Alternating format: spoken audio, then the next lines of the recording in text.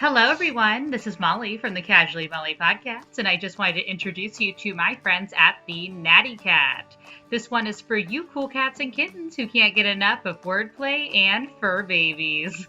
The Natty Cat's natural soy candles feature inventive scent combinations in glass jars with clever kitties on the labels. Hand-purred with locally sourced natural soy wax, the Natty Cat's candles wood wicks create a cozy fireside crackling sound, perfect for curling up on the couch. Remember, for all of your candle and scented oil needs, please visit our friends at the Natty Cat either on Facebook or Instagram. Have you ever wanted to get your shit together? Scrap it, look through the lens and capture it. But first world problems are getting you down. Disabled, salty, needing a laugh to fix that frown. Well, you can do all those things and so much more. Just grab a seat in the chair or the floor. Sit back, relax, recline. Well, she drops another casual line. You're tuned into Casually Molly with Molly and Bergie. All right, welcome back to the Casually Molly podcast. I am your host, Molly Ambergy. Every Sunday, we talk about different casual topics with all interesting people. And the two that I have brought today are two of my good friends, straight out of Chicago. We've got Spark Tabor. How are you doing today, sir? Top notch, living life, wearing a purple shirt. Thanks for having me. Absolutely. I've been actually wearing your merch shirt a lot during quarantine, and I was going to wear it today. I know, right? Why aren't you wearing it? It's actually in the laundry right now. Yeah, I'm currently in St. Peter's where my boyfriend lives. And then to my right, I've got another good friend of mine. He's fantastic. Absolutely St. Louis comedian, Bobby Jaycox. How are you doing today? I'm doing good. What's up, Molly? What's up, Spark? How are you guys? Top. Well, I was good until Molly told me that she threw away my shirt, and now I'm upset. It's getting clean. Yeah. I had to use my detergent. Yeah, that's what they all say. It's getting cleaned by raccoons. How many times do you give your shirt out, Spark? He's like, that's what everyone who I give a t-shirt to says. Literally. I'm like, hey, can you send me a picture of your shirt? They're like, no, it's in the dumpster. I'm like, cool. I've never felt, I thought AirPods were cool, but I need bigger headphones. You guys have you're making me feel like I have the tiniest headphones of all time. You got bumping, humongous headphones. I'm like, yeah. Well, see, I'm the host, so I got to look professional, right? Then you've got Spark, who is a DJ, so he's going to have, no matter what. So Bobby, you're doing what you're actually doing probably what the cool kids are doing, and we're just, following I can the dance trend. because I don't got strings hanging from my exactly my headphones. No strings. No strings. If I have a girl, I'll be like, ooh, you take this one, go over there. We can walk with each other. We can go around trees, still hear the same ICP song. It's great. It's beautiful. That's super cute. smooth. I don't listen to ICP. I like the Nedden game. The Nedden game because it's funny, but other than that, I don't really listen to it. Oh man, and you've got your coffee mug. Wow, there you go. Yeah. You got some good lighting there. It looks professional. I'm just using. Does it look good over here? Yeah. I had to take my lighting. I just took my wall down. Well, it looks good. It looks like you're taping a commercial, which I'm getting upset. I need to step my game up. Well, Bobby is in a few commercials. I've been sitting in quarantine. Okay, here's the joke, Bobby. So long story short, when I got my light. This is better. This is better. Look at Spark. Professional lighting. Spark is like a guy. What chat roulette? Spark's like chat roulette. It's all dark around the person. You just really see their face. Yeah. Oh my God. That's the story of my life. I'm in Jimmy's house right now, but when I film from the apartment, Chris Denman will tell you, I have a desk lamp because my podcast light hasn't arrived yet. So it looks great for if we start at 6:30, and then all of a sudden if it gets dark, suddenly it's half my face is lit, but the other half isn't. So it could be super spooky. But I'm happy to have you guys here. Hair looks awesome on top of that. Oh, thank you. Oh, yeah. I know I had to lean in. If I feel if I'm closer to the screen, I'm closer to you guys. But regarding regarding this is just randomly in Jimmy's house. This isn't even a background. So I'm I don't know what this is, but I told them earlier with drink options, I have a fancy LaCroix because my boyfriend went and bought a fancy sparkling water for me. So I'm the queen of quarantine right now. But let's get, now we've all caught up. Let's kind of introduce ourselves and what we're about. So Spark, for those of us who don't know who you are, that's unfortunate for them, but you can let us know give us a little background about where you are right now and what you're known for. Okay, cool beans. I am a comedian in Chicago. I've been living here for 4 years. I've been doing comedy a little over 8.5 at this point. What I'm known for, I don't know. I talk about cookies and butts a lot. Probably, there were two things that people associate with Spark Tabor, it's cookies and butts, which is fine. I'm okay with that branding. I DJ, like you mentioned. I'm on Twitch a bunch these days as well. We'll talk about that maybe at the end. If you don't know what Twitch is, it's usually where people play video games, other people watch, but it can be anything. Podcasts are on Twitch, cooking, workouts. I don't know what else there is to say. Yes. Well, you are in Chicago right now, but Spark and I are both actually from Cincinnati, Ohio. Mm-hmm. So 513 baby, represent, born and raised. And we met because Spark very generously gave me a spot on his Go Bananas Christmas show, holiday show over at the club in Cincinnati. So we got to finally meet in person there. But now that you're in Chicago, Spark, I know everybody asks this on every podcast, but how are you guys holding up there during quarantine? What's going on over in the Windy City? I think it's a little bit stricter over here than it is in a lot of the country. Like Lori Lightfoot, our mayor, shut down the beaches and the Lakeshore Drive as far as being able to walk, and she shut down all the parks and all the little playground areas. So like the city really isn't messing around about you not going outside. People still are, of course, but I do think we're taking it, from what I see on other people's Instagrams and Snapchats, we're taking it a bit more seriously here. But we're also a much bigger city, so there's a lot more people to be trying to avoid. Yeah, absolutely. And so we'll go over to Bobby. Well, whoever, Bobby, I can't get you on my side here, whichever where you are. Bobby, I know Bobby from St. Louis. Actually, Bobby, I've always wanted to tell you this. We're like, hey, what part of the screen is he on? Yeah. Bobby, here's the funny story about Bobby. Before I even started doing comedy, I went to go see a couple of shows, and I can't remember what show this was in, but it was in somewhere in Webster. There used to be a deli that held shows. Oh, yeah. Yes. So way back when, this is like, before Bobby was, famous, obviously. So we're there, and I'm watching him, and I'm like, this guy is so funny. Still about right now. Yeah. So about right now.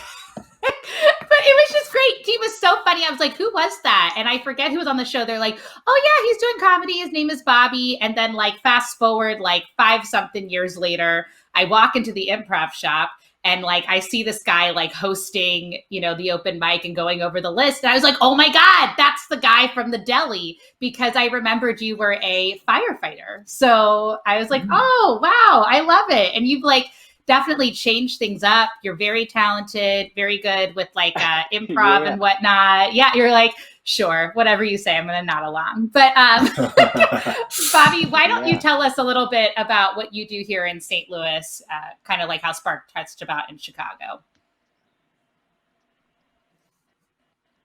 Yeah, appreciate it.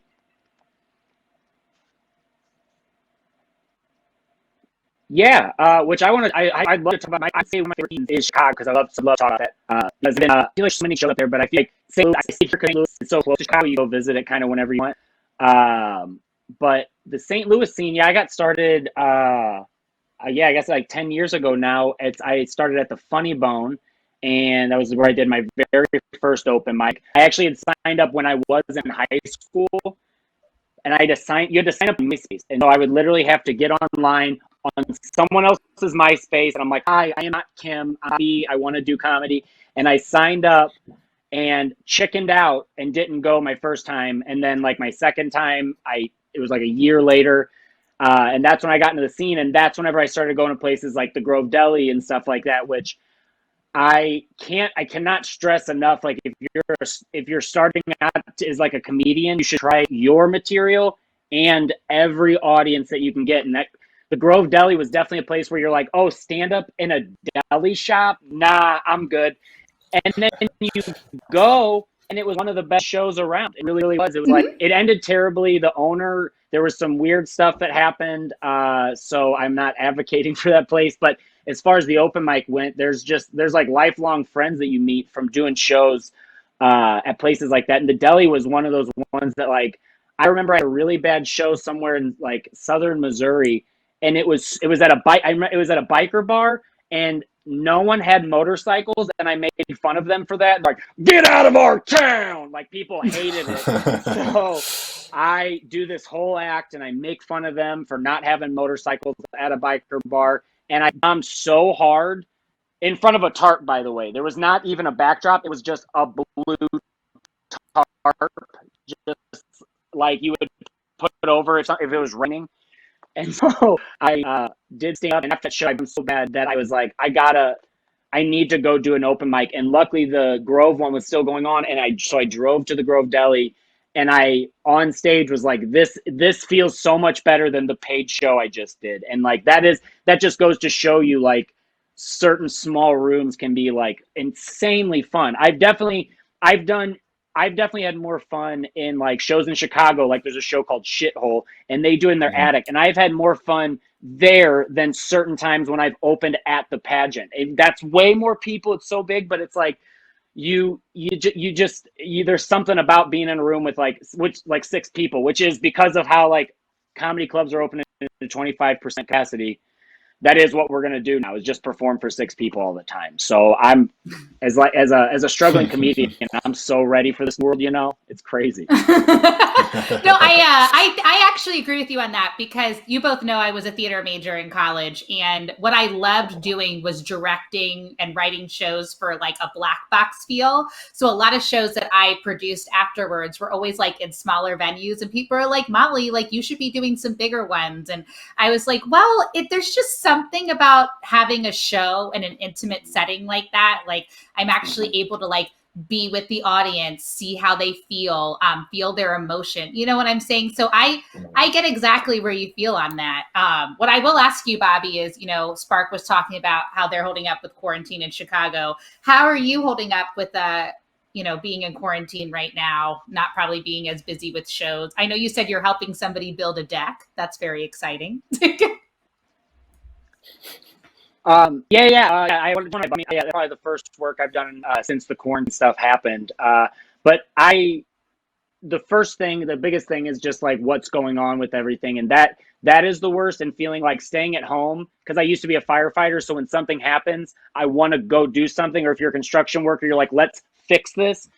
And to sit in your home, and they're like, that's the most you can do. I just look outside, and I'm like, there's got to be something I can do. And so like. That's been the worst part, is not really knowing like where to go with that. Like I had a couple extra masks, and I donated those. And other than that, we've just been sitting at home. So besides the safety of everybody, once you look at that, and then just being in quarantine, I love it. I honestly love me and my girlfriend. Like we've gotten in arguments, but they're arguments we would have gotten into without quarantine. They're definitely not because we have to be around each other so much. Right.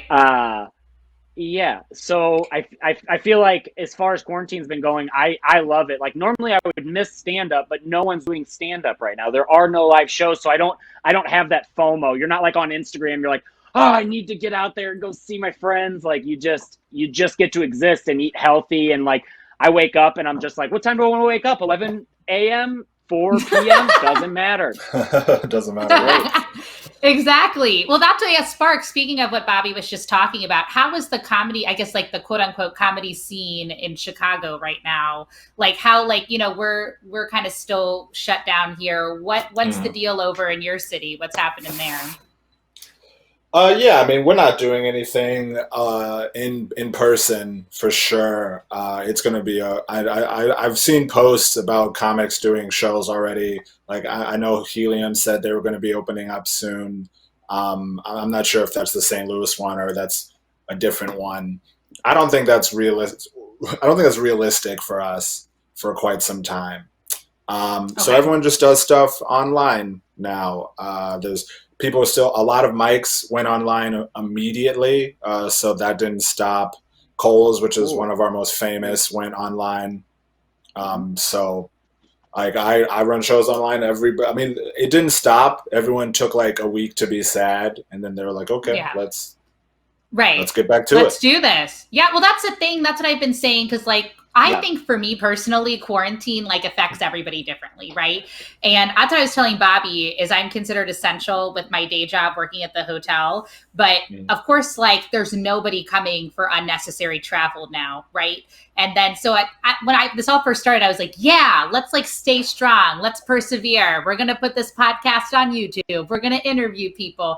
And then I don't know what happened like 2 weeks ago, but suddenly I was like, for somebody like me who's very positive, I suddenly just had this like wave hit me and I was like, oh my God, this may be a minute. Like this may be a while. And then like I started having anxiety and I got like really sad. And so for like, I'm sure Jimmy's like, oh God, like if this girl keeps crying again, my God. But I just was like, I just miss people. I miss seeing people because you don't really see people at the hotel. You don't really see people, so it's just, I think it was just the reality of the adjustment.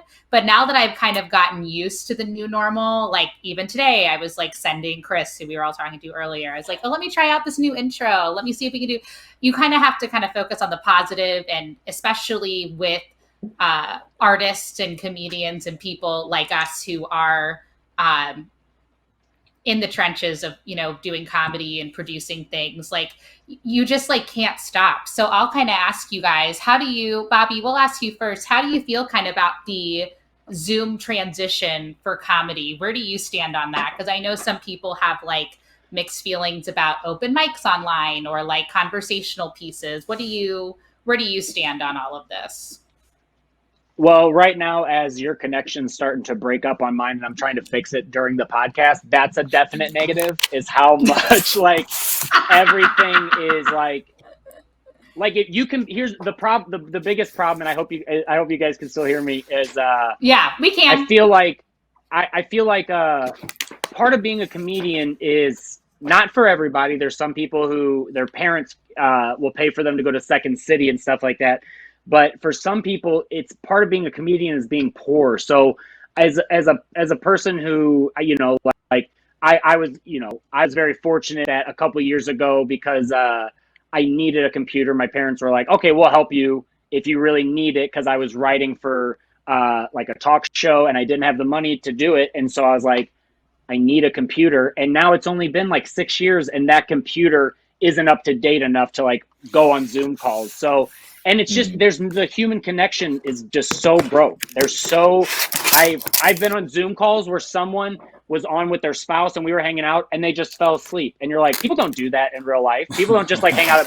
People do it like late night at bars, but most of the time you're like, it's hard to be as connected. And so, especially with comedy, like how you said, because I'm a fellow thespian, I did plays in high school, and you need to know how you're doing by the audience's reaction. And I think that's kind of what you need with stand-up too, where it's like, I think it's awesome that Chicago is like that. That's why I like Chicago so much, is that they're like, let's get back at it. Where I feel like certain places I like, like I run an open mic and we haven't opened it back up yet just because the logistics are kind of hard and it's already so much work doing it whenever you are in person, but it is important. But I feel like right now it's kind of been a nice break, and to just I've used Zoom pretty much just for, a couple conferences and stuff. But I feel like the break from comedy has been kind of good, because now you get to be not a comic again. It gets to be like before you did your first open mic, when you were like, I think my uncle is kind of annoying, or I think that this is, and when you start to write down those ideas, it feels like I feel like I'm playing basketball, but there's no hoop. I just shoot and I'm like, that probably made it. And you have no idea because you're back to guessing. And that freedom, I feel like, allows for a lot of good creativity. So like, I prefer to just embrace the break, because anytime I have to get on Zoom calls and stuff like that, you have to set everything up. Like, I had to make my bed so I could talk to you guys. Do you know the last time I made my bed? I can't tell you the last time I made my bed. Facts. Well, thank you. I'm feeling the love now. I'll be like, listen, Bobby made his bed for me. Okay, we're best friends. So Don't tell Jimmy that. Jimmy might get confused out of context if you tell Jimmy. Jimmy will be like, did we even make the bed? I don't even know. Yeah. I'll find out. Nice. Spark, Spark, how do you feel about things? Because, you've been in courts. How do you feel about, you do a lot of Zoom calls and a lot of like cool, but what I like about what you do, Spark, is you have a lot of cool, like interesting concepts. Like you do singles, meeting singles through Zoom. You do couples during quarantine. They talk about their experiences. You do a lot, like, and you seem to have a great platform for it. How's that been working out for you? Yeah, I mean, similar to what Bobby was saying at first is I was like, it's so much work to do this in person anyway. And so the idea of doing that amount of work without getting the benefit of seeing those faces and hearing that, it just doesn't make a whole lot of sense. So yeah, for sure in the beginning, I did one Zoom open mic and I was like, this is trash. I'm never doing this again. So I just decided that, I wasn't going to do stand-up, right? But there's so many other ways to entertain people. Right. Yes. And so I just transitioned all of my stand-up ideas into things that I think are funny, but don't have to be funny, right? So Bobby's saying, if people aren't laughing, it doesn't necessarily mean they aren't enjoying the show. But when it's just a stand-up show, that's how you measure it. When you have a play, if this is supposed to be a drama, you want people sad. You guys know how it works. So the singled in show that I do, right? Like, I hope you're laughing at parts of this, but it's not like a requirement. You could just enjoy seeing like genuine potential connections between people. I don't care why you're watching, as long as you're finding whatever you're looking for. And so that's what I'm working on now. It just shows that people can choose what their reactions will be, and silence is okay. Right. I agree with that. That's what we were talking about. One of my best friends from college, Julia, we were talking about that, how do you apply your artistic ventures to kind of like a Zoom or video call medium like this? So it's all about, I think it's like, if you have a good idea, it's just all about the delivery of it. So like, for example, there's a play that I wrote that I had performed at the Fringe Festival in St. Louis last year. And everybody was like, are you good? Oh, thank you. And what I said was, they were like, are you going to do it like live? Like, are you going to do a Zoom live of it? And I was like, no, but I think in the next couple of months, what I'm going to do is apply it to like, because it's already a one-woman show. So I'm going to kind of do like a video diary per se of it, because she's talking about a lot of things that we would be going through quarantine right now. So I just am laughing because Bobby right now is trying to adjust some stuff and he's like, oh man. It literally went off. I went offline and like, I was like, I think they can maybe still hear me. So I did do it. Oh, you're good. All I was just saying was that, I think that it's just, a lot of people are like, are you going to miss a live audience? And I'm like, 100%. But I think that if you I think that's the best thing about artistry, is that you can convert it to like, especially to certain mediums. And that's when something gets good. It's just like with comedy. If you can convert it to multiple rooms with one joke, like you're set and ready to go. And the same goes with like a play. If you can convert it to a certain medium, and that's what we're trying to do. So hopefully that'll all come together. But that's interesting. I love that I think we all kind of have a similar feel to it all, which is great. And what I wanted to do was have you both on, obviously, because you both are very accomplished. I love being friends with you both.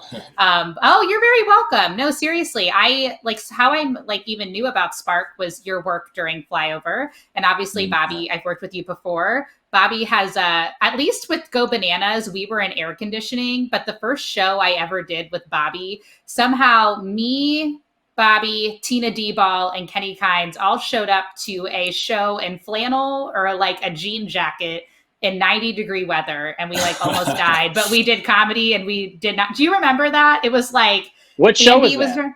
It was like, I was at that one place. Oh, was it the outside one? Yeah. Yeah. Yep. I do remember that. There's a picture of me standing on like that ledge outside.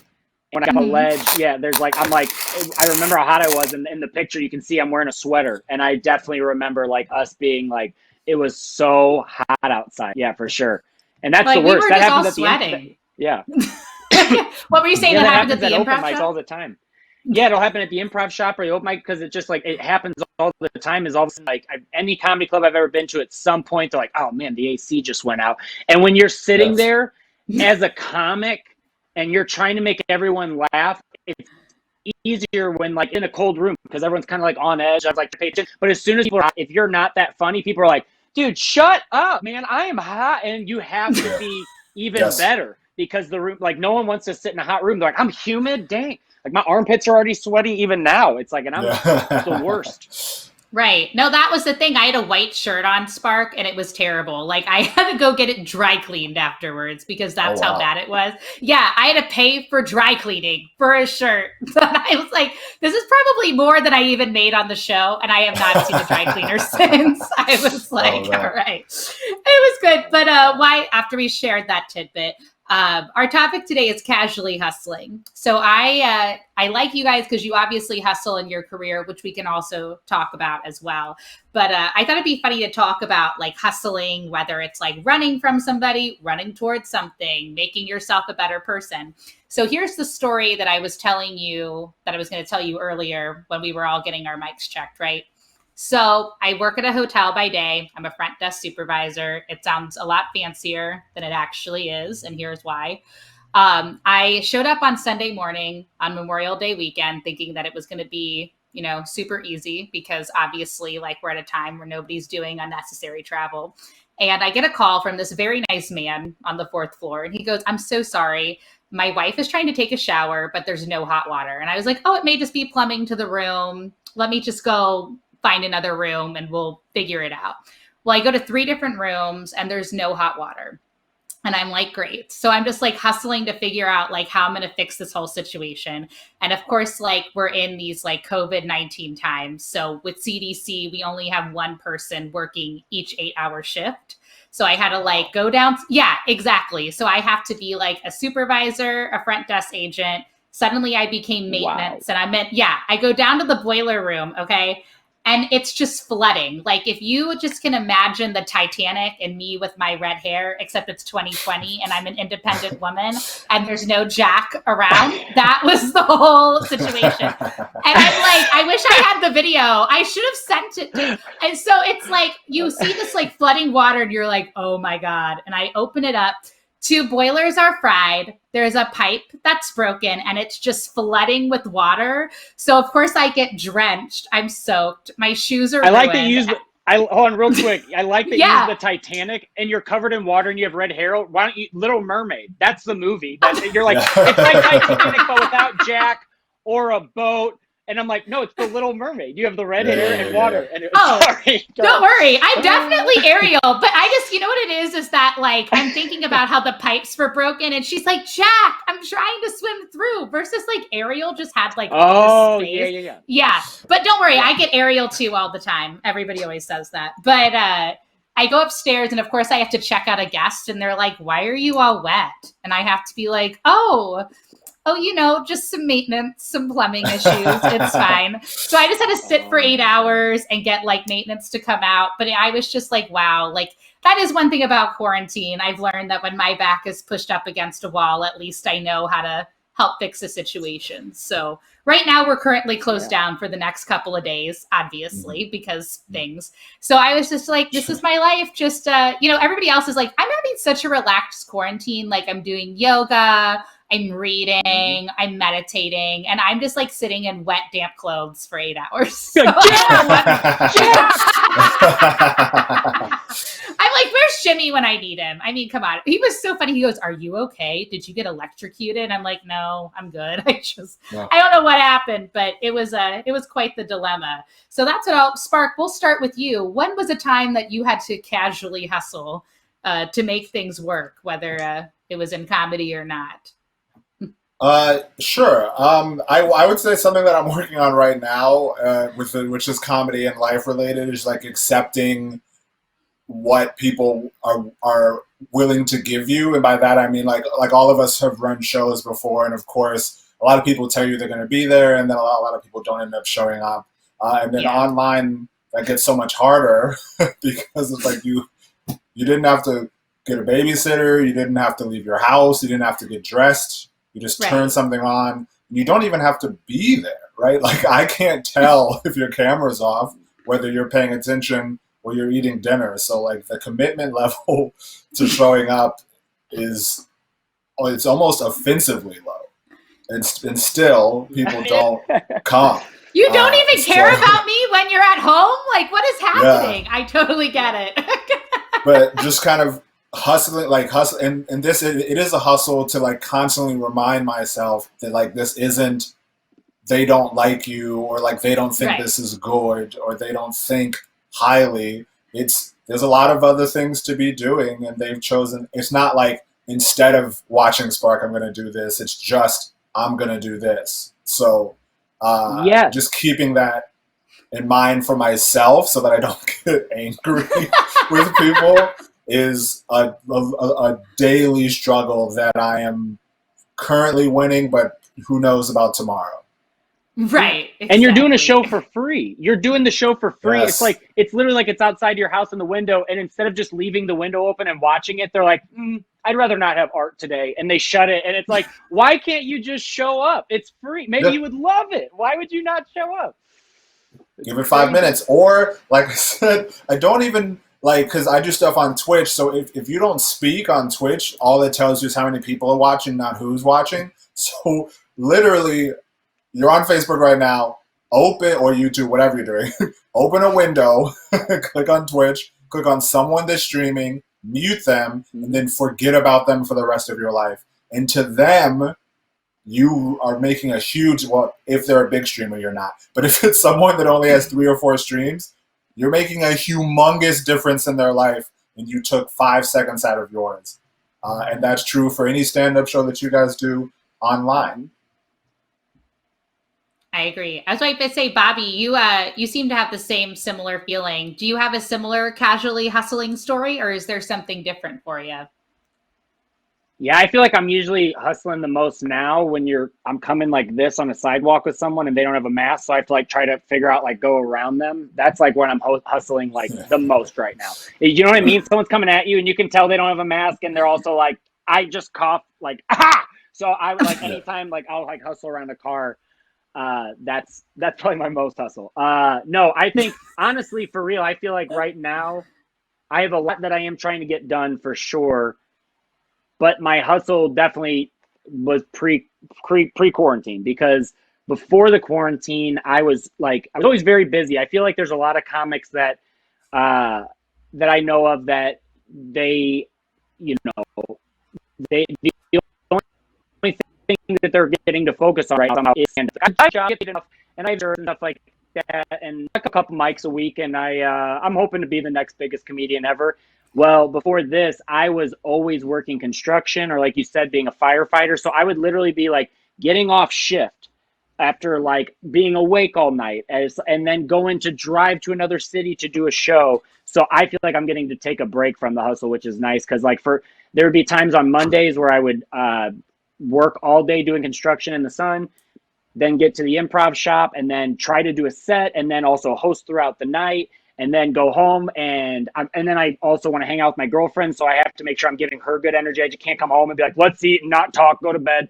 And so like that was a big hustle. Like even right before this everything hit, I did a show in Florida, and I worked all day, drove halfway to Florida, and then drove all the way to Florida, did shows all weekend. And the day I slept all day, woke up to do shows, and I actually auditioned for a commercial that I didn't get either that day. But I woke up, auditioned, went to my show, did the show at Side Splitters, and then drove all the way back home without stopping or sleeping. That's a 12-hour drive from Side Splitters. So I did 2 shows. I was like, good night. And the club owner's like, hey man, do you need to get out of here? I'm like, yeah, like right now, because I have to drive.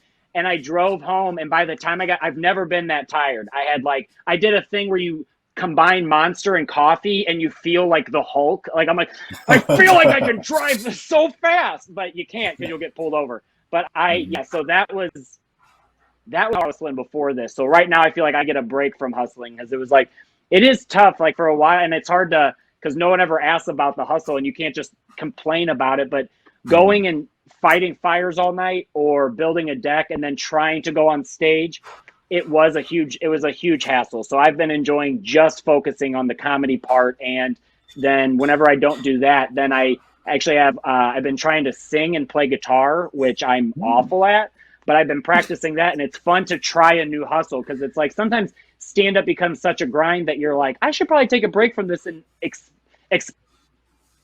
more than just being like, you guys ever notice that your girlfriend fucking sucks? Like, and she doesn't, but that's how people act a lot, you know? I feel like that's the biggest hustle is, my girlfriend doesn't suck, by the way.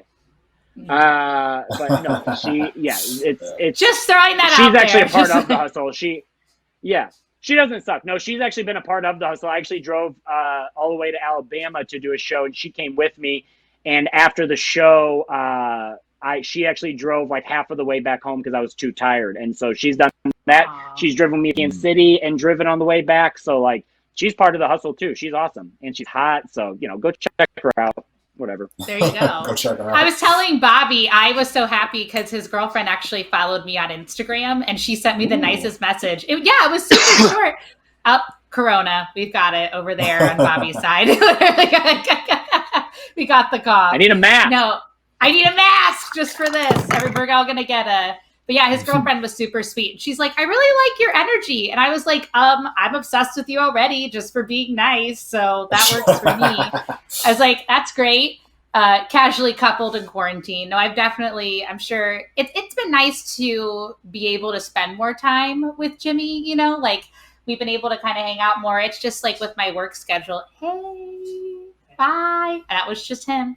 So anyway, bye, welcome Jimmy. To the bye, Jimmy. Bye, Jimmy. Bye. I love that he just walked away. He's just like, I'm done. I gotta go work on reports. I'm out of this casual life. But what I'll ask you guys too is, you've been hustling.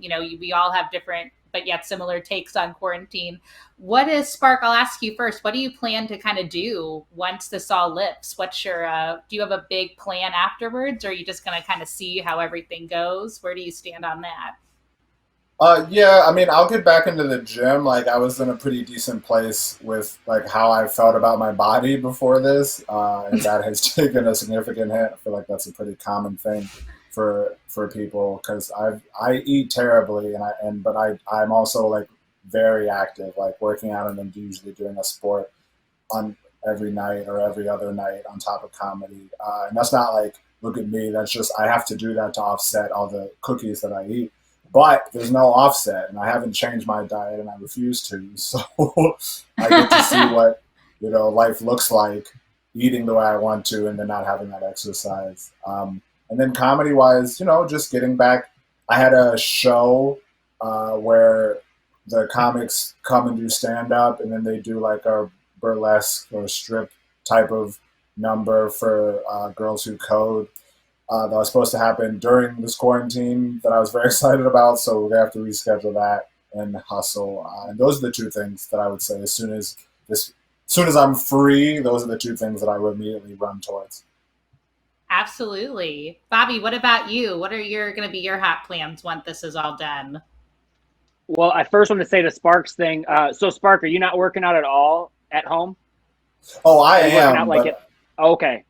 Because it's tough. Because you have to like run in place and stuff, do jumping jacks, and it's so hard. It's sort of because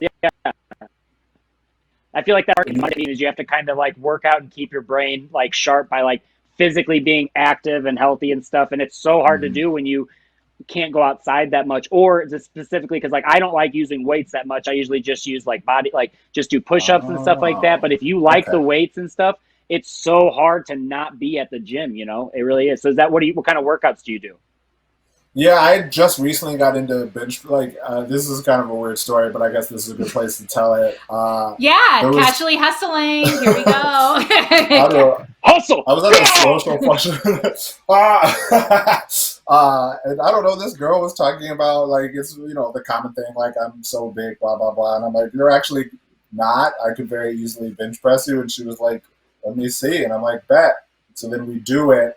And I couldn't get her, like, all the way extended. Like, I could, you know what I'm saying? And I was like, it was making me really mad. And I was like, I'm going to go to the gym. I'm going to be back in a month, and you're going in the air. And so I've been bench pressing a ton, specifically so that I could lift this girl up. And there isn't, you just like, push-ups. Starting with smaller girls, and you just keep getting your way up to like. Yes, I did. I did it with a smaller person. I tried with Sabrina, but it was difficult for me to get the, like, humans are, like, hard, dude. Like, and then they have to stand straight. But and then they shake while you do it. Yeah. Yes, they shake. So then it's like I have to be stronger. I sent her a video of me lifting her weight at the gym. I was like, this isn't hard for me, but this also isn't wiggling and laughing. But anyway, welcome to the dance world. Yeah, yes. That's dude, you got to start do that every morning. Do that every morning. I want to start seeing videos of you doing bench presses with chicks. That's so funny. As soon as I'm out. Yeah, dude. I promise that's what I basically do with Jimmy every day. I just lift him up. I'm like, how much stronger am I going to get now, babe? We'll see. Ooh, I like that. A little role reversal. Just a little role reversal. Oh my gosh, no. If anything, I should be working out more. I was doing keto. I was doing all this stuff, and then quarantine hit, and I was like, oh, maybe like the next day it'll be fine. Sure. And then all of a sudden, so I do yoga. I will say that in my loft when I'm there, I do a lot of stuff with that, which is nice. Mm-hmm. But I really need to start doing like more cardio and things like that. It's just like, we only have 4 people running the desks right now at work. So it's hard to kind of fit in things and, do whatever you need to do. But I think you gotta do great. Tabata. Tabata's the best. Tabata. What's 4 Tabata? minutes in the morning. It's 20. Oh my God. It's pretty much what I was trying to tell Spark about too, is because if you have some kind of a workout, it's good. But I used to do this a lot, and I've just been getting back into it. Me and Danielle will do it in the morning, but it's like you get the app on your phone and it's 20 seconds on, 10 seconds off, high intensity training for 4 minutes. You can change the times and stuff. But basically what I'll do is like literally just to simplify it, it's like you run as hard as you can in place, or if you want to go out, you sprint for that 20 seconds. And then for the next 10 seconds, you stop and just cool your body down and doing that. And by doing that, it burns a bunch of calories. That and taking cold showers in the morning, because you burn a bunch of fat. I love sharing tips of quarantine, how to stay healthy, because I used to be like, I still am like Spark, where I'm like at night, I eat like a monster. I have handfuls of chocolate chips. The other night, I ate a bar of Baker's chocolate. Not even chocolate chip. Who eats Baker's chocolate? That's how much of a monster I am. But you have to have like a good workout routine, because otherwise you start slipping, and then all of a sudden you're like, man, I'm feeling sad. And it's like, that's just sugar eating your brain away. Just what happens. I gotta start doing that. Maybe I won't be I won't have as much anxiety as I've been having. Try it. Yeah, I seriously will. I'm actually gonna send you, like, whenever I do it, I'm gonna text you and be like, I just did my 4 minutes and I got it in. Yeah. You can be my accountability coach, Bobby. You didn't know you were going to get this role, but here we are. So it's all good. That's why I'm here. I have a bunch of people like, did my Tabata. I'm like, good job. I like that. Give them a thumbs up. There we go. All right, Spark, coach. We got this. Here's the thing. I'm in St. Louis. You're in Chicago, but don't worry. We're still going to be connected. We got Bobby as our accountability coach. This is going to be great. Who knew, Bobby, this could be your side hustle. You've got the deck, you got firefighting, and now you're going to be an accountability coach. You didn't know, but here you are. I didn't know. I'm very talented. I'm really talented. I love it. Yeah. Oh, man. I'll ask the both of you too, though.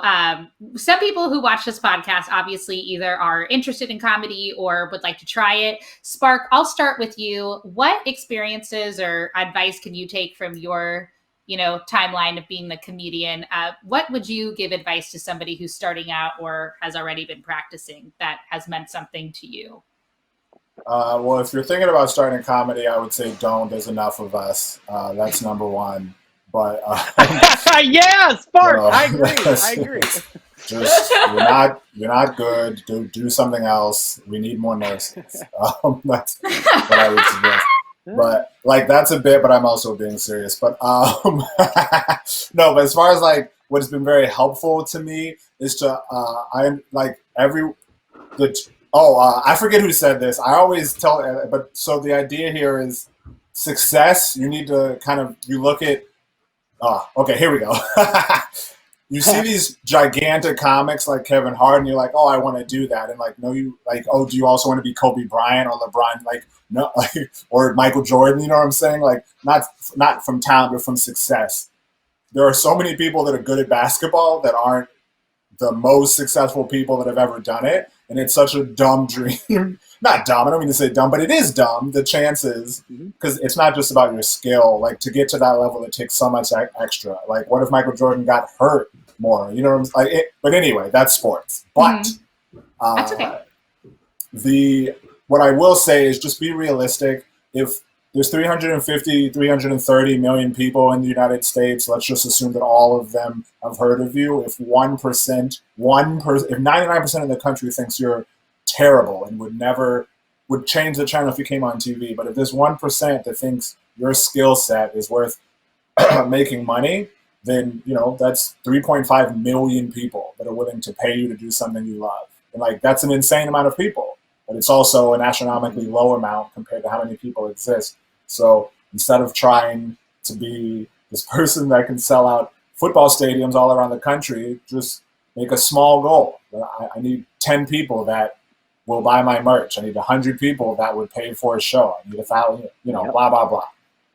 Yeah. Well, I think that's the issue too. Yeah. End it. But like, there's I think that's something that a lot of people don't realize. And I don't mean to make it as a generalization, but I feel like people all the time, when you go into anything, whether it's comedy or theater, you see like these big things on TV and you're like, I want that to be me. And what I always tell people with like theater, for example, it has to be a balance. Like, there is nothing wrong with looking at something on television and dreaming of that, like wanting to have that success. Okay. But you have to start out small, I think. And I think that people forget that sometimes. Like, you got to do all that hard work. Like, all these people, like we were talking about, like Nikki Glazer started out at the Funny Bone, and like, she's worked so hard, and she's like such a great comic, and she's like earned all of the titles and the rewards that she has. And that's what I tell people. I'm like, like, she's such a hard worker. I mean, I've never met her personally, but I'm sure that's exactly, you both. I have. She's amazing. She's one of the coolest people ever.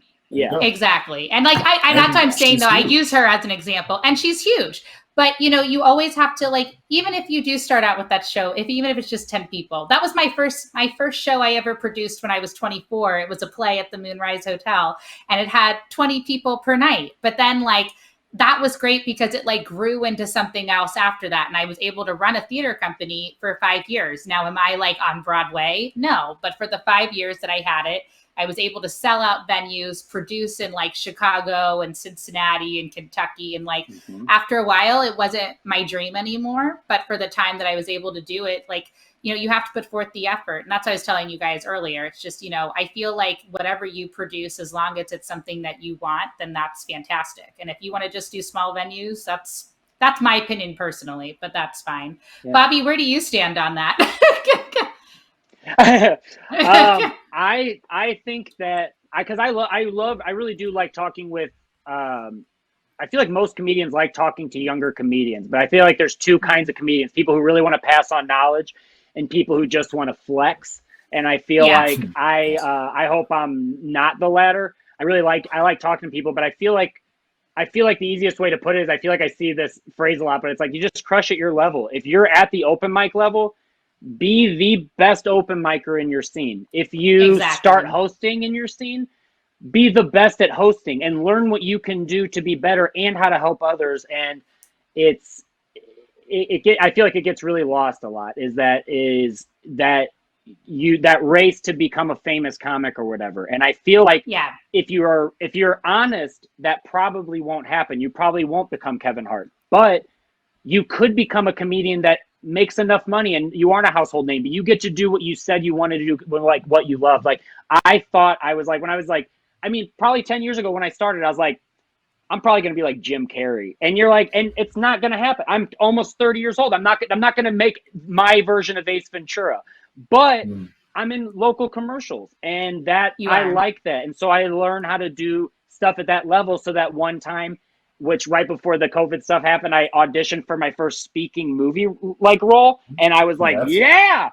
And then this happened. And you're like, dang it. But even when that happened, I felt like I was going to my first open mic because I'm like, I have to audition in a way I've never done before. And it just goes to show like what, like if during quarantine, I feel like it's really hard to write because you don't have any life that you're bouncing off. Everyone is like, I don't know where to go. I'm in my home all the time. There's no like new original ideas.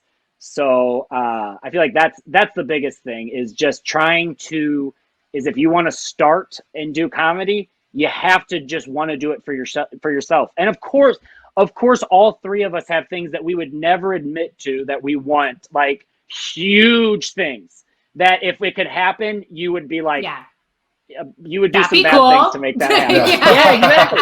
Yes. That's what I was saying earlier. Yeah. But go ahead. Yeah, but I think that if you're a new comic, the biggest thing you have to know is that you are just as important as Kevin Hart, because because Kevin Hart had friends when he started that aren't comedians anymore. When you start out, you have a group of friends that you can make shows with, you can start open mics with. And I feel like the comedians who say they want to be Kevin Hart don't put in the Kevin Hart work. To use Spark's examples, It's like you see someone who did all these things, but have you ever started your own podcast? Have you ever reached out to other people? Have you ever started your own show? Have you ever paid? The craziest thing is when people will be like, Bobby, put me on your show because I want you to pay me. But that person's never paid anyone. They don't know how hard it is to set up a show and to do stuff. It's like, I'm sure, Molly, you had this. As soon as you start a podcast, people are like, get me on your podcast. You're like, I don't even talk to you. Like, so yeah, the biggest, exactly. Being humble is huge. I think being humble is a huge part of being a comedian, just like any job. When I started off as a firefighter, I didn't say like, I'm going to save every fire. You're like, no, you learn that's not what you're going to do. You might not see a fire for a year. And that's like being a comic. You might not perform at a comedy club for a year. And then the next year you get JFL and then you're famous. It changes like that all the time. It really, really, really does. And I think being humble and working with other people who you trust and being open to work with people who you don't know is huge because everyone helps each other. Kevin Hart didn't do it himself, to keep using that as an example, and you're not going to do it yourself. You need other people around. But I do have a funny story because swear to God, this happened like 3 years ago. A guy who used to be a firefighter called me and he goes, hey man, can I ask you some questions about starting in comedy? And I go, yeah. He's like, how do you do it? And I go, oh, here's what you do. You sign up for an open mic.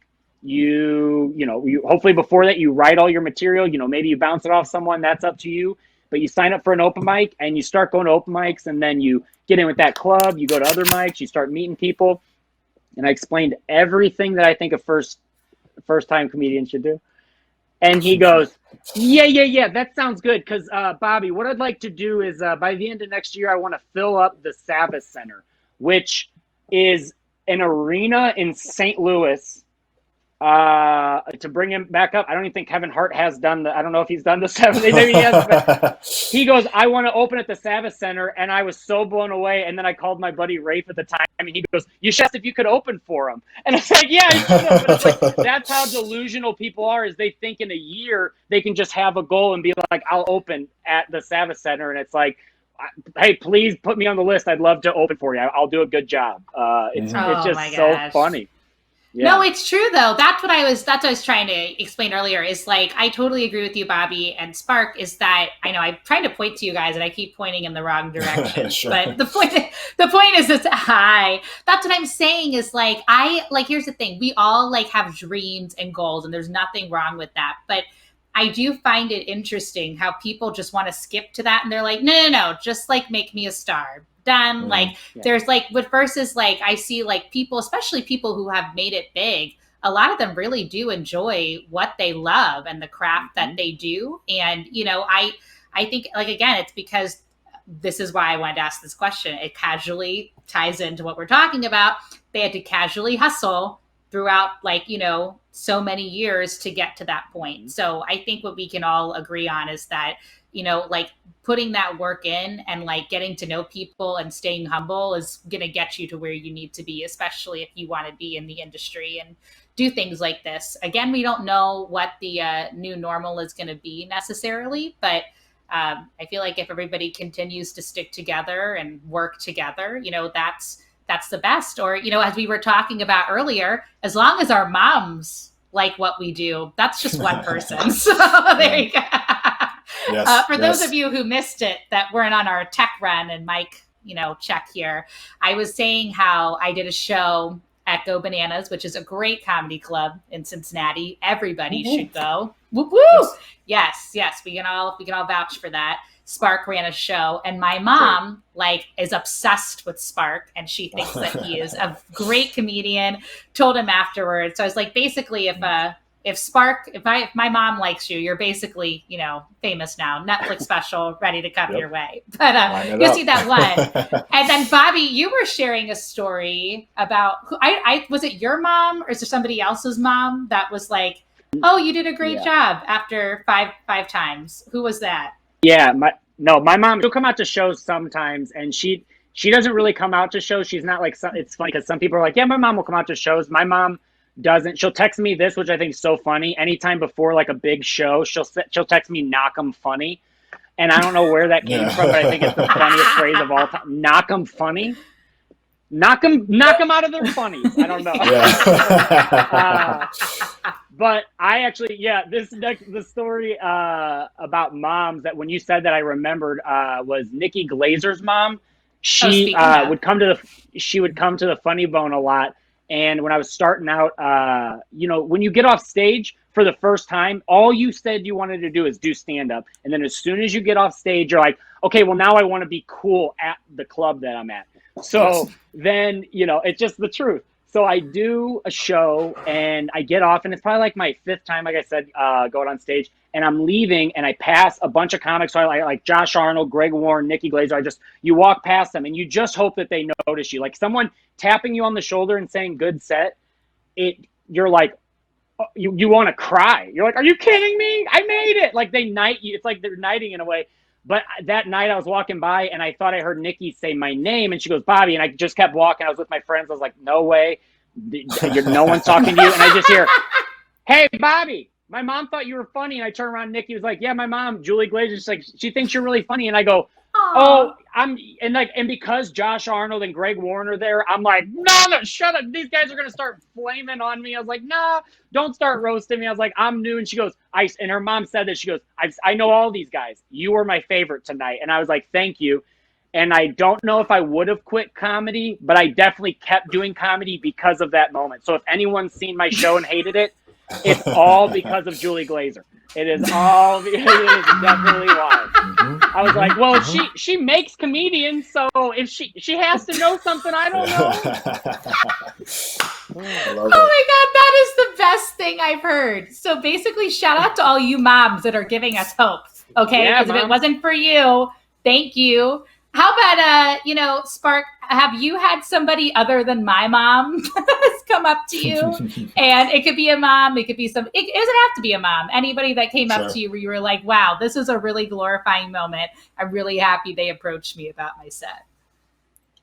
Bobby did an early on story, so I'll kind of stick to early on. Bob Sumner, who was pretty involved in Def Jam, was holding showcases. Shout out Judy Brown for helping set that up. I don't know. Anyway, and after my set, which was good enough at the time. Like I'm sure I'd hate it now, but at the moment I was like, that went well enough. Came up to me and was like, here's my card. We'd love to have you. We have cruises and all of this. And I am very happy with myself that I took the card and I said thank you. And I understood that this is someone that helped launch the career of Martin Lawrence and Chris Tucker and Bernie Mac. And not, of course, that I'm anywhere near those guys, but I'm saying if he had the foresight to recognize talent in them and also saw something in me, that has to be pretty big of a deal. I also did not kind of pursue those opportunities because I kind of felt like at that exact moment that I wasn't ready for that. He happened to catch me on a hot night, which is great. But I didn't want him to be like, this is a rising star in Cincinnati. And then I go up against people that are really ready for it. And then you see the difference. So But I will say that kind of gave me the confidence to be like, okay, I can do this. I can at least one night I can do something at a professional level to where someone is willing to bet on me, and so that definitely helped. There's a 0% chance he would ever remember that. It was just a night in Kentucky for him, of course, but for me, yeah, it meant a lot. Absolutely, yeah, it meant a lot. Yeah, and that's what I'm saying. Again, that's why I wanted to have the both of you on, because you both have like taken the steps to earn the positions and the respect that you both have. Again, you are two people that I respect. But the funny part that was, we'll reverse how, you know, people like make you stay and do comedy. The first time I ever went to the improv shop, Bobby read off the list and he didn't read my name. And I remember I went up to Bobby and I was like, hey, am I not on? Am I not allowed? And Bobby was so apologetic. He was so nice. He goes, oh my God, I'm so sorry. Like, you can definitely do it. And then I was like, you know what? I think I'm just going to quit comedy because of Bobby. well, there's like, yeah. Just kidding. Well, there's two parts to that. It's because the first part is you feel bad because it's like, you know how it feels. I know how it feels to be in that spot, because it's like whenever someone reads your name, like before you go up, you feel like they're reading like a draft list. You're like, you're going to play for this team. You're like, yeah. So for me not doing it, I felt bad. And the second reason I feel bad is because I think for like, I am the worst with names. Like for probably 3 weeks, I kept mispronouncing your name, and then you had to say it like how it was said. And then I had said it that way so long that while like I would go up and bring you up for an open mic, I would have to like pretend like I was like when I was first hosting, I was like Ambergy, Molly. And I had to like keep saying it because I didn't want to. I hate when people mispronounce my name because I have done it awfully before. I messed up. You know, I don't know if you guys know, there's a comedian named Jeff Tate. His name is spelled Geoff, and I'm just a buffoon, and I kept saying Geoff, and so I'm hosting, and I see him do stand-up, but I've never heard his name. And so on stage, I was like, you guys know him, I love him, he's so funny, put your hand together for Geoff Tate. And he walks on stage real slow, and he smacks me and goes, it's fucking Jeff, bro. And he kills and does good, and I go backstage and go, guys, why did no one say it's Geoff? They're like, because it's Jeff. Geoff's not a name. And then I actually, probably about a year ago, I ran into him and I told him that story. And I was like, I'm so sorry. And he's like, oh man, I think I kind of remember that. And he was like, I was like, yeah, you like slapped my hand away. He goes, that doesn't sound, I'm sorry, man. That's not who I am. And I was like, no, I've had people name it suck, especially when you're the headliner and the host doesn't know your name. Who am I? I'm like, and that's why people mess up my name all the time. They're like, keep it going for Bobby Jaycox or whatever. Like people mess up quite a bit. Oh, it was just funny though, because like I was like, that's why I give Bobby a little like crap for it, but I say that because like that's when I knew he was so nice. He's like, I really am sorry. And then he came back and he was like, again, come back anytime. I apologize. And I just was like, I swear I'm going to keep doing it. It's fine. Like, it was so funny. One time Meredith Hopping, some guy like hit on me in the one of his sets or whatever. And she's like, please don't stop doing comedy. And I was like, oh, it's fine. I'm just like, I acted like men just hit me all the time or something. Did he have like a joke where was he like, hey, I really like this chick with red hair. What should I do about it? Or was he like, Molly, I love you. No. Like, what happened? This is when so Spark, and then we'll get back to we'll ask Spark one more question, then we'll end this. But so when I first started doing comedy, I didn't know anybody, which was already making, you're like a little nervous because you want to be like, you want to get to know people, but you still want to like keep doing comedy. So I'm like, let me just keep to myself. So there was a show that is here in town at this place called the Gezelig. And it was called Your Mind and Ours, which was hosted by Sam Lyons and Meredith Hopping. And I won't say the name of the comic because he already knows who he is and we're friends now. But he's also, keep in mind, he was super I'm young. Sorry, Molly. I thought you were single and I took a shot. And like young, early 20s, like you do, you're trying to make like a good impression.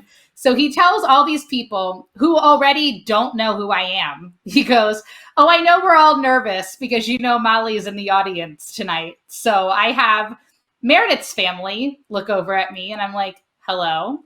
I met Yale Hollander, which is a local comedian here. I was like, "Hi."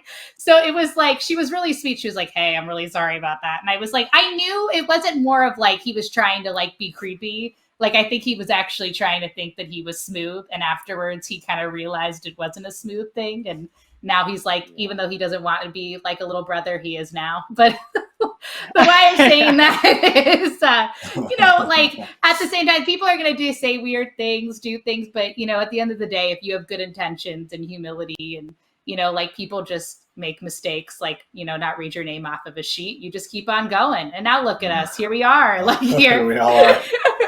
Spark, have you ever had an awkward moment where you've hosted something or something went wrong during a show and you're like, "Oh no, let me casually hustle my way out of this"? Yeah, 100%. I'd like, I flirt a lot on stage, like not what you're talking about. That doesn't sound like flirting. But, Yeah. and also, okay, like just I really don't like when people hit on people. When people on stage hit on audience members because they're kind of trapped. Not flirting is fine. Like, oh, oh, that's a really nice dress or whatever. Versus like, damn, you look good in that dress. Like, what you doing after the show? Like, that's a very like, yeah. You know what I mean? So I was doing a set and there was a girl in the very front of the audience that had on like blue makeup. Oh no, she didn't have blue makeup. I wouldn't have liked that. It was a blue top with a blue dress and then blue shoes. No blue makeup. No, because that would have been too much. Like, what is this? The 90s? Like, get out of here. She She's looked part nice. of the Blue Man group. It's just totally blue. Yeah. Like, sorry, I didn't finish. Right? Like it's supposed to be everywhere. But yeah, I told her. I don't even know what I said something about her look. She looked like a cute blueberry or something. I don't remember exactly what I said, but it was like a nice little laugh because everyone could see her because she was right in the front by the stage. Just like a very offhanded thing, like to continue a set, like when you first start getting on stage.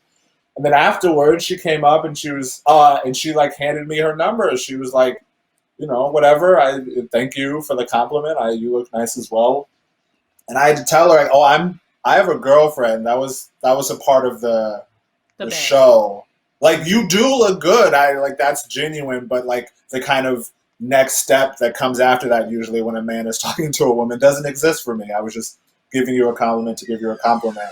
And she was like, oh, like she felt embarrassed. And I'm like, no, it's perfectly fine. Like everything's good. You said something nice about me with your number. I said something nice about you. And like we're still friends. We like play video games together. Like it's cool. But in that moment, I had to spend like a whole minute telling her that it was perfectly fine and she had done nothing wrong and I had done nothing wrong and everything was fine. And you didn't have to get weird about it. We're just all in demand, guys. What can we say? Just everybody, we're hot, guys. We're hot. We're just hot. We're hot. Hot AF, baby. Yeah. All right. Speaking of hot people, Spark. You're called Spark because you got flames flying right off of you. You're damn right. So baby. Hot. And you got red hair. It's fly. You're like, you guys are both so hot, sparks and fire. Man. This is the hottest podcast episode. This is the hottest podcast. Bobby's killing it with the lighting game over there. I love it. Beard trim. Oh my God. Looking nice over there. I see you, brother. I love it. Thank you. That shit is not looking like that. I can tell you that. It's a different situation here. Well, speaking of hot people, even though we're in quarantine, where, Bobby, we'll start with you. Where can we find you, like on social media, anything like that, to keep up on all the cool projects and things you'll have coming up? I just started an OnlyFans where I take pictures of my feet, so you can follow me on there. Yeah. It's $5. It's $5 a month for some of the weirdest stuff you've ever seen. No, it's Bobby Jaycox on everything. Instagram, Twitter. I have a website, bobbyjaycox.com. Check that out. And just kind of like how Spark was saying before, make sure if you have a comic that you like, check out their stuff, because a lot of us had plans before this, and now a lot of us are rushing to do different. I literally have merch. Like, I have a bunch of merch that I've never bought merch, and I was like, I'm going to buy some. And then it, like, literally as it got shipped here, everything closed down. I was like, oh no. Cool. That happened to me I was like, too. I'll just sell it out understand. on the street. Can you show us your merch? Yeah, I haven't shown anybody, but I can show. I can show you guys. It's just with my face on it. No, it's Okay. not. It's like, okay. No, it's not. That would be so weird. No. I actually would never do that, but seeing your guys' reaction, I extra wouldn't do that. But yeah, hold on, I got him right here. I was like trying to be getting supportive. Right, trying to be supportive. Like, oh yeah, that's a great idea. Ooh. I'm just selling God. cereal. I'm just selling honey bunches of oats. No strawberries. No, Zero strawberries. All right. Oh my God. No, it's these. I'm gonna sell these online. I was gonna sell these at shows, but these are like stickers I got. This one's holographic. Are you kidding me? Ooh, I love that. Looks like me. Yeah. Sounds good to me. All right, Bobby, What are we those can find going you. for? Can we find that on Instagram, Facebook? Where can we find these to purchase? Right now, nowhere. So probably at your website, maybe if you have one for the podcast. Yes. No, they'll be on my. If anyone sees this podcast and you message me, I will just send them to you. We'll talk about pricing. Roughly $50 a pop. I mean, it's holographic. That's like a Pokemon card. No, it's probably about $3, $5. Cool. All right, Spark. Yeah, what about you? That was the Where worst can we pitch find ever. you? Worst pitch ever. Worst pitch ever. Well, you got all quarantine to work on it. I just want to put these on my nipples and be like, "Do you guys like these? What are these? Are these good Yes. merch?" They're still sell $1 million every show. Oh my gosh. Well, there we go. We got stickers for Bobby. Spark, do we have any stickers for you, or what's your deal? Where can we find I do you? have stickers for my podcast, but we don't need to talk about that. I have merch as well. Molly has a pair of these. This is a gigantic shirt. This is not this is what it looks like. It has my face and a bear on it. There you go. So that's that. If you want one, just holler at me on it. I'm at Spark Tabor on everything. Instagram, TikTok, Facebook, Twitter, IG. I already said that. Anyway, so that set them on Twitch. That's Spark Tabor. For some reason I didn't want people to know my name for some reason on Twitch. Like, I'm not a public person anyway. So that one is Spiz, SPIZZ, Lation, LATION. Other than that, just as like Bobby said, just support whoever, right? Like, just if there's a local comic you like, buy their stuff, watch their vids, just send them a DM that you appreciate it. We don't hear it a ton, and when we're much more likely to respond to than Ariana Grande. So, show love. Well, thank you very much to the both of you for coming on. Unfortunately, our time here is wrapped. Yes, exactly. Thank you for having me and us. Yes. Oh my God, absolutely. Remember to casually hustle or relax, whatever you decide to do. And remember to follow the Casually Molly podcast on Facebook and Instagram. Gentlemen, I hope you have the best rest of your day, and hopefully we'll be reunited soon. Good luck in Chicago, Spark. And Bobby, I hope I see you again soon in our city, when we're not in separate houses with brick walls. Take care, Molly. See you later. Bye, Spark. See you, Bobby.